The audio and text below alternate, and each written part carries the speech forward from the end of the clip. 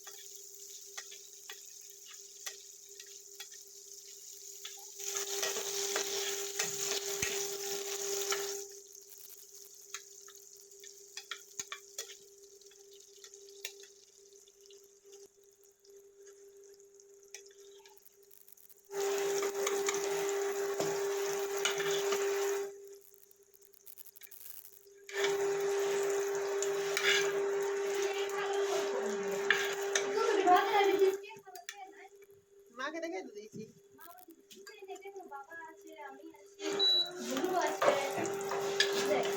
তিন তিন মাসেই তো দিয়েছি, মা বলেছে।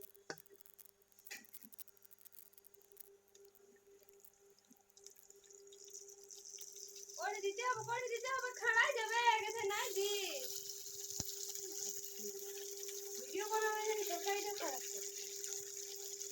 মা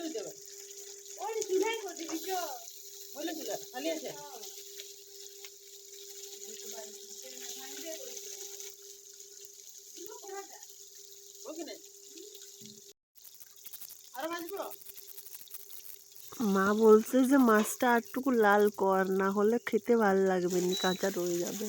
এই জন্য আবার মাছটাকে লাল করলাম, ভেজে ভেজে লাল করে দিয়েছি আবার।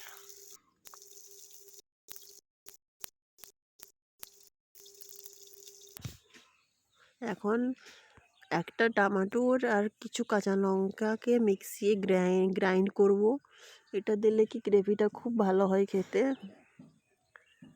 এই যে গ্রাইন্ড করেছি, একটু জল দিয়েছি আর গ্রাইন্ড করেছি। ওটা হচ্ছে মশলা, লঙ্কা, পেঁয়াজ, আদা রসুনের গুঁড়ো, ওটা মাছ, আলু, দেখতে পাচ্ছেন আপনারা, ওটা তেজপাতা। প্রথমে তেজপাতাটা তেলে দেব, তেলটা গরম হওয়ার পর লঙ্কা ফোড়ন দেব, তারপরে যখন লাল হয়ে আসবে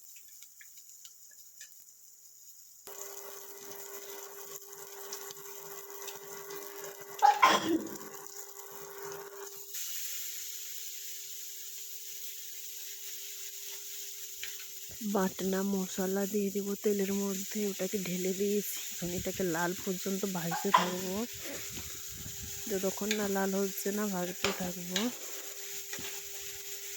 আপনারা দেখছেন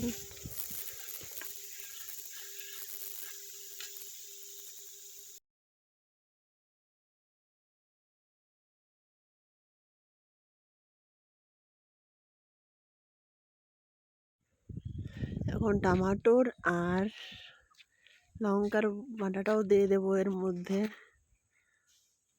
আর ভাজবো মশলাটাকে একটু।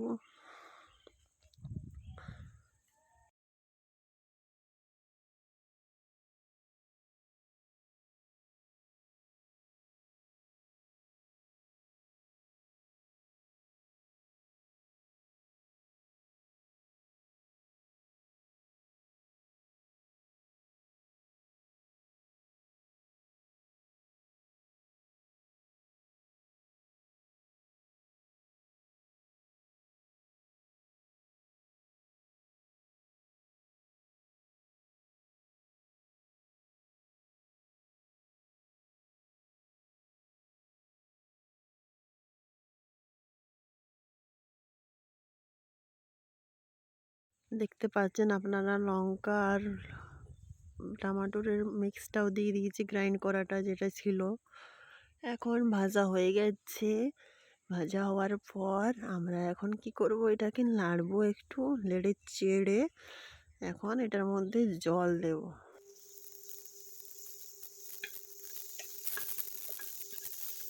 এখন জল দিলাম এটাতে, জল দিয়ে একটু ফুটাতে দেব। মাছের ঝোল আর আলু দিয়া ঝোল বানাবো, তো সেই জন্য জল দেওয়া হয়েছে। যদি আপনারা হালকা জল খেতে চাও তো একটু কম জল দিলেও পারবে।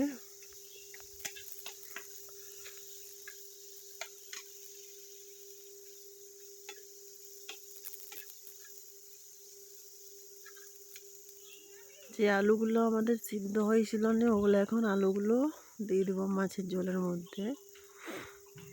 আর একটা একটা করে আলুগুলো দিয়ে দিয়েছি। এখন আপনারা দেখতে পাচ্ছ আলু দেওয়া হয়ে গেছে। এখন কি করব, আলু দেওয়ার পরে আলুগুলো একটু ফুটতে দেব।